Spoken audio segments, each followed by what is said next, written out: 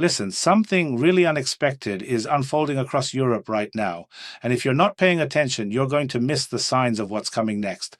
Because what we're seeing today, this isn't just scattered headlines. This is a pattern of cracks appearing in systems that were supposed to be rock solid. And I'm going to walk you through every single piece of this puzzle. Now, before we dive in, let me remind you who I am and why I'm here. I spent years working inside a major media organization, one of the big names you'd recognize instantly. And I watched day after day how stories got shaped, twisted, massaged to fit whatever narrative they needed that week. I couldn't do it anymore, so I walked away from the security, the prestige, all of it. Now I work alone, I answer to no one except you, and I tell you what's really happening, not what someone wants you to believe is happening. And here's the thing, if you value that kind of honesty, if you're tired of being fed carefully curated stories, do me a favor right now, hit that like button, subscribe to this channel, and if you really want to support independent journalism that doesn't bow to corporate interests or political pressure, consider becoming a channel sponsor. It's people like you who make this work possible, and I mean that sincerely. Your support lets me keep doing this without compromise.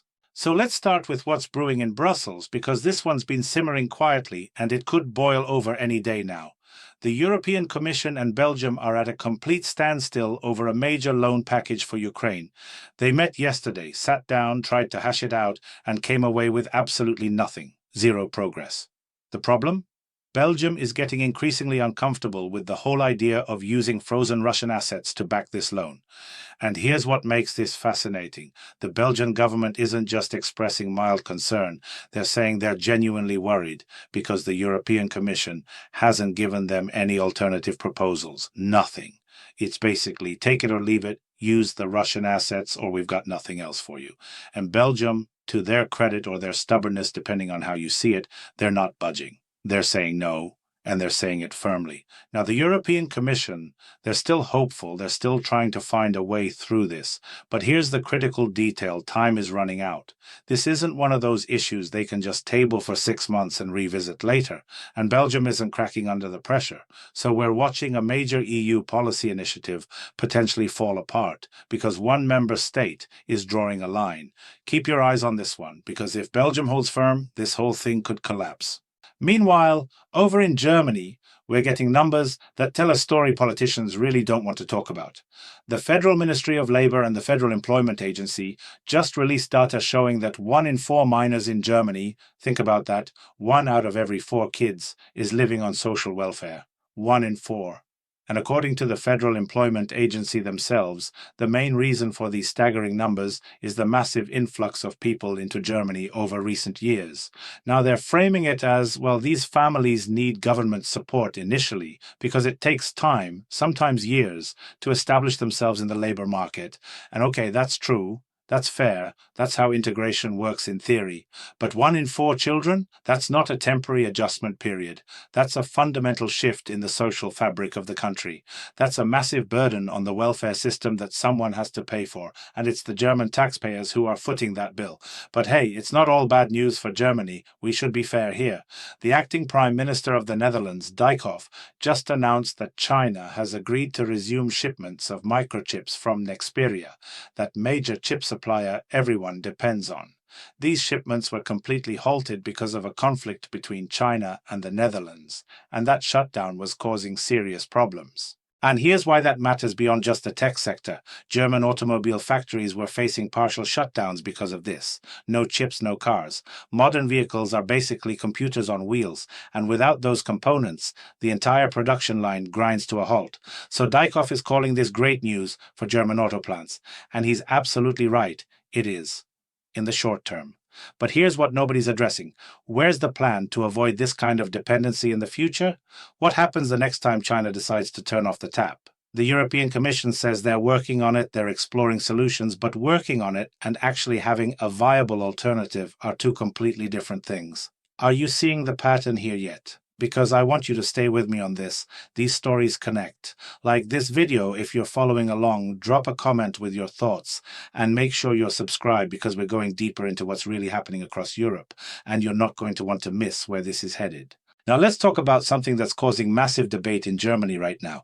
Defense Minister Boris Pistorius just announced a sweeping comprehensive reform of the Bundeswehr, Germany's armed forces, and he didn't mince words about why. According to Pistorius, Russia is preparing for a new conflict. Not might be, not could be, is preparing. And therefore, Germany needs to make its military more mobile, more capable, more ready. He's telling his subordinates they need to be bolder, more decisive, willing to make important calls quickly. The main phase of this military reform is supposed to be completed by spring 2026, which is actually a pretty aggressive timeline for bureaucracy that moves at the speed of continental drift. The core of the reform focuses on three areas: personnel policy, logistical support, and infrastructure. And the primary goal? Rapidly increase troop numbers and make the German army combat ready to face new threats. Now, German Chancellor Friedrich Merz backed this up at a Bundeswehr conference in Berlin, and he issued his own warning about real, tangible danger. Merz called for rapid modernization of the German military and stressed, and I'm paraphrasing, but this is close to his exact words, we must become capable of defending ourselves as quickly as possible. We cannot afford to waste time. So Germany is mobilizing, they're restructuring their military with a sense of urgency we haven't seen in decades. Why now? What do they know that they're not saying publicly? Because when you start hearing defense ministers and chancellors using language like this, talking about being combat ready, about new threats, about Russia preparing for something, you have to ask yourself what intelligence they're seeing behind closed doors that's making them move this fast. Over in France, Emmanuel Macron is dealing with an entirely different kind of crisis, though it's certainly dramatic in its own way. Valuable items were taken from the Louvre, and Macron came out publicly promising, loudly and confidently, that everything stolen will be found and museum security will be massively strengthened. But here's what caught my attention.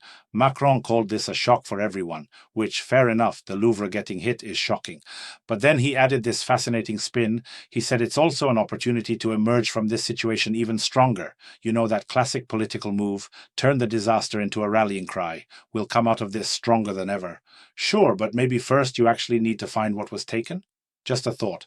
It's that kind of rhetoric that sounds good in a press conference, but doesn't actually solve the immediate problem. Meanwhile, in Britain, there's pressure mounting on Prince Andrew, King Charles's brother, to cooperate with a US congressional commission that's investigating the whole Epstein matter.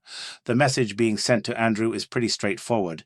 If you have information that could help this investigation, you need to share it. Stop staying silent, start talking. That's essentially what they're telling him.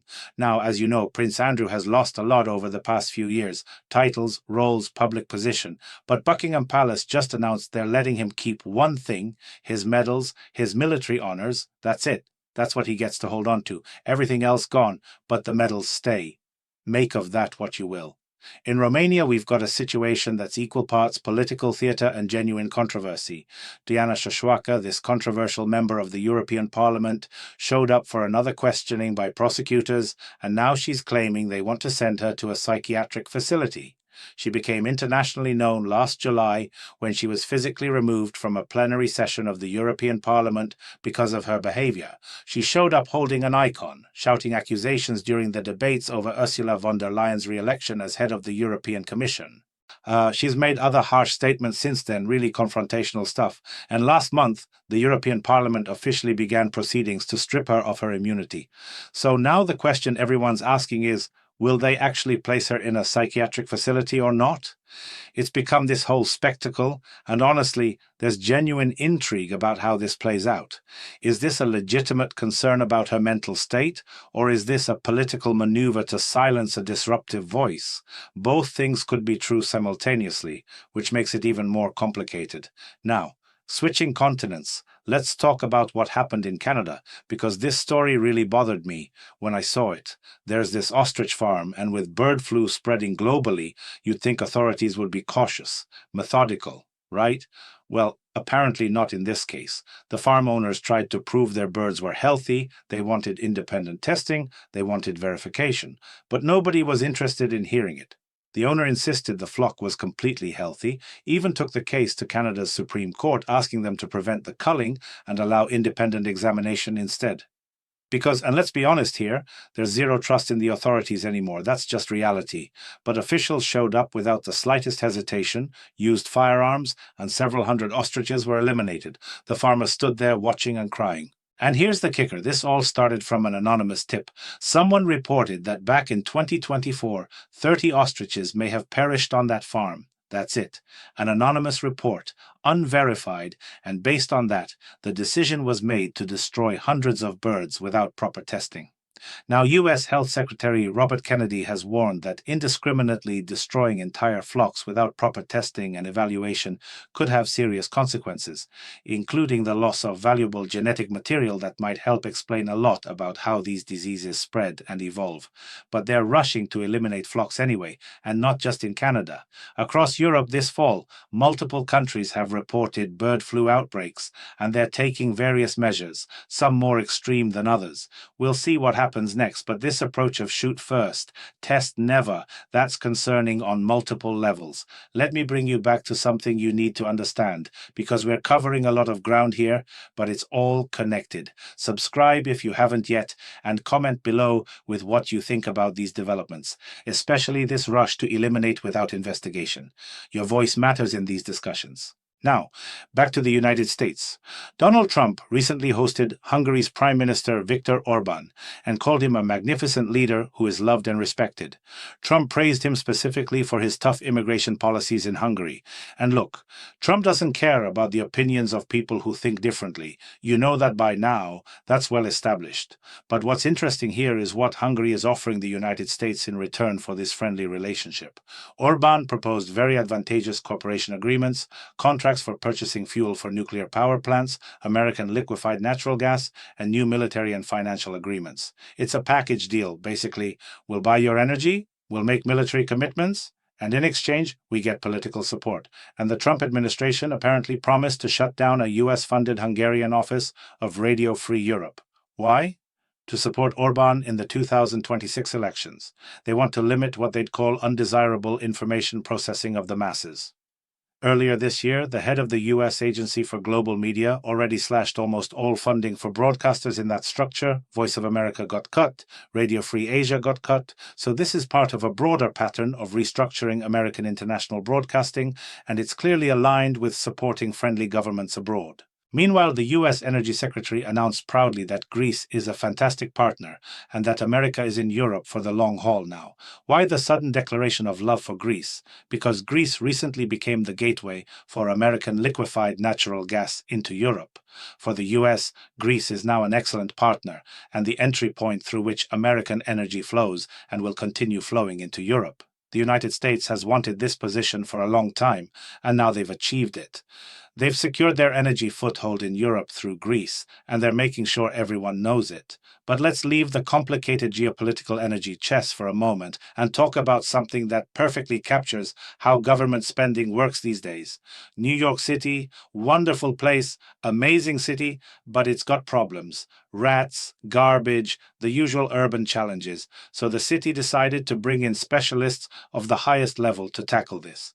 They paid a major international consulting firm, the kind that helps government agencies and non-profits develop strategies and improve efficiency. They paid them $4 million to study the garbage problem. $4 million. And after this authoritative analysis, after studying the issue thoroughly, these efficiency experts came to a conclusion. Are you ready for this brilliant strategy? They determined that New York needs to put more trash cans on the streets. That's it. That's the recommendation. More garbage bins. Something that literally any person walking down the street could have told you for free, cost millions of dollars.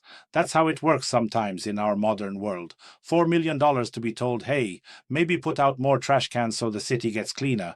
It would be funny if it weren't so absurd, and if it weren't taxpayer money being spent like this. So here's where we are. Let me bring this all together for you before we wrap up.